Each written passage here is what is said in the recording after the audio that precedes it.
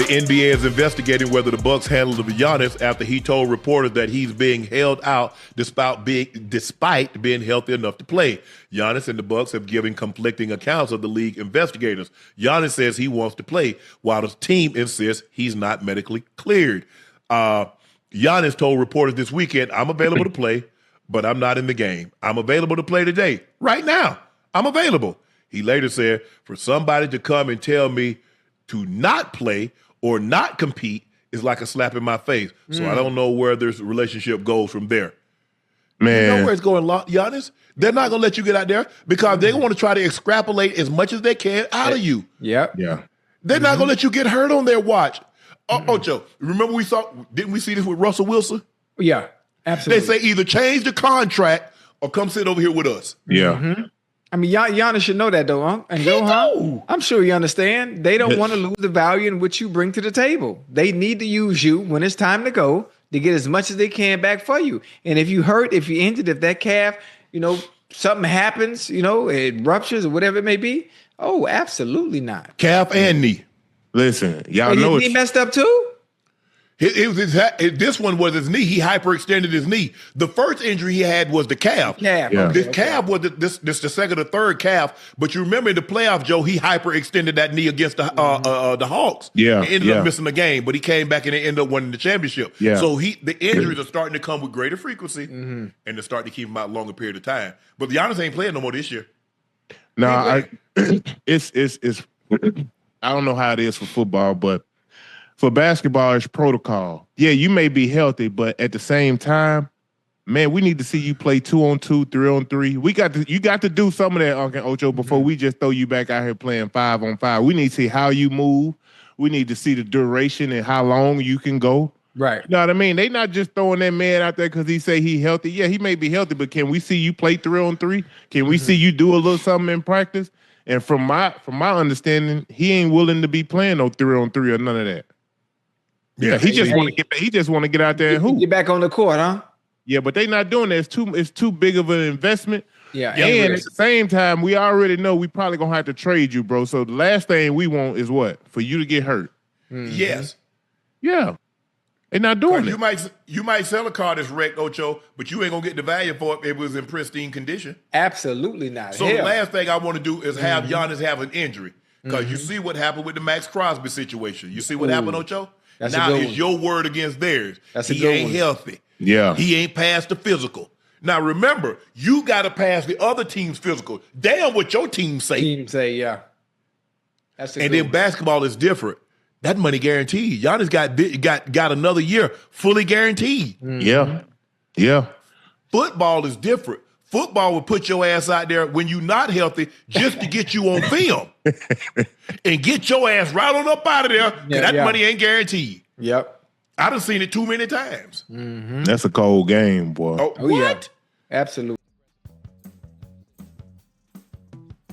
Warriors Nation News. Dub Nation, let me ask you this.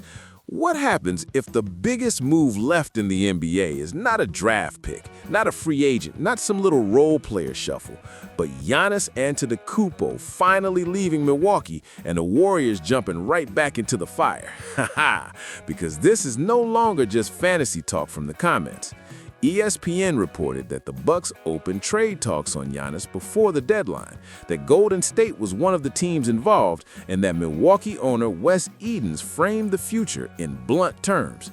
Either Giannis signs an extension or he gets traded. Then ESPN reported today that the relationship between Giannis and the Bucks has become fractured, with both sides even discussing how to do right by him if the time came to move on. Yeah, that is real pressure, real smoke, and real reason for Warriors fans to pay attention. Now let's keep this honest, because Dub Nation does not need fake breaking news. Giannis to the Warriors is not done. It is not official. It is not confirmed now. But the possibility is real enough that it deserves a serious basketball conversation. The first thing Golden State would need is clarity. Are the Bucks actually ready to trade him this summer, or are they still trying to extend him in October? ESPN's reporting says that extension or trade fork is now central to Milwaukee's thinking. If Giannis truly wants another championship window and Milwaukee cannot sell him one, then the Warriors have to make the call again. No hesitation, no fake modesty. If a generational player becomes available, serious franchises act serious. So what would Golden State have to do? This is where it gets brutal. A Giannis trade would almost certainly require the Warriors to empty the vault. ESPN's deadline coverage made clear Milwaukee wanted major assets for him, and Golden State already made one huge move on February 5th by acquiring Kristaps Porzingis from Atlanta. That matters because the Warriors already spent part of their flexibility to raise the roster ceiling around Steph Curry. If they want Giannis now, the package would have to be built around whatever premium picks, swaps, young talent, and salary ballast still remain after the Porzingis move. In plain English, this would not be a cute trade. This would be an all-in swing. But let's talk solution, because that is what fans really want. Should the Warriors do it? My answer? If the path is real and Giannis is actually available, yes, you explore it aggressively. Why? Because the Warriors are not rebuilding from the ashes. Stephen Curry just returned from his knee injury and dropped 29 against Houston in only 26 minutes, showing again that even after missing 27 straight games, he still changes the geometry of the floor the second he checks in. The Warriors are still built around Steph's gravity, Draymond's brain, and a desperate need to maximize the years they have left with this core. Giannis is not just another star in that context. He is the kind of star who can extend the life of the whole operation. And imagine the fit. Steph Curry pulling defenders out to 30 feet, Giannis attacking downhill into 4-on-3 chaos, Draymond Green operating as the connective brain between them, Porzingis giving you size, spacing, and rim protection when healthy. That is not normal offense. That is panic offense for the other team. If you trap Steph, Giannis gets a runway. If you wall off Giannis, Steph gets daylight. If you try to switch everything, Draymond picks you apart and Porzingis becomes the release valve over the top. Haha, that is why the fit is terrifying. Giannis does not need the ball every second to dominate, and Steph may be the best co-star on earth for a pressure rim monster because his gravity is constant, even without the ball. That part is not rumor. That is basketball truth. Giannis has been an MVP-level interior force for years, while Steph remains one of the most efficient, game-bending perimeter players in NBA history. The concern, of course, is cost, and Warriors fans need to be adults about that.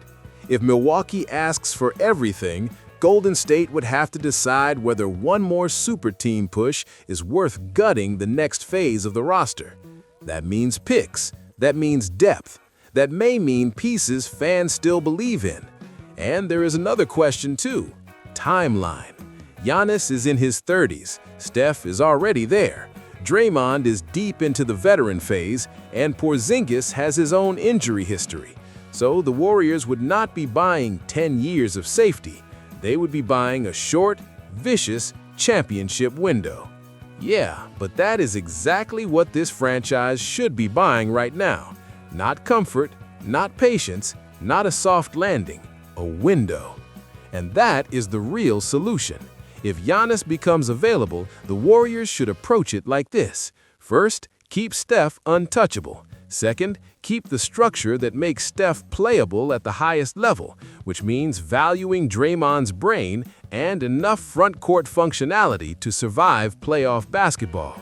Third, decide whether Porzingis is part of the Giannis version or part of the outgoing price. Fourth, do not get cute. If Milwaukee wants a king's ransom and Giannis is open to staying long-term, Golden State should seriously consider paying it, because opportunities to pair a once-in-a-generation interior force with the greatest shooter ever do not come around often. And when they do, you do not sit there acting scared. So my conclusion is simple and favorable to the Warriors all the way. If Giannis leaves the Bucks, Golden State should be one of the first teams at the door. Not because it is easy, not because it is guaranteed, but because the Warriors are still one of the few franchises with the culture, star gravity, and championship ambition to make a move like that make sense. This team should not think small while Steph Curry is still bending defenses and still dragging belief back into the building. Aha, if the door opens, the Warriors should push on it hard. Now tell me, Dub Nation, if Giannis really becomes available, should Golden State go all in and try to bring him to the Bay? Or should the front office stay with Steph, Draymond, Porzingis, and the current core? Drop your take, because this one is going to split the fan base wide open.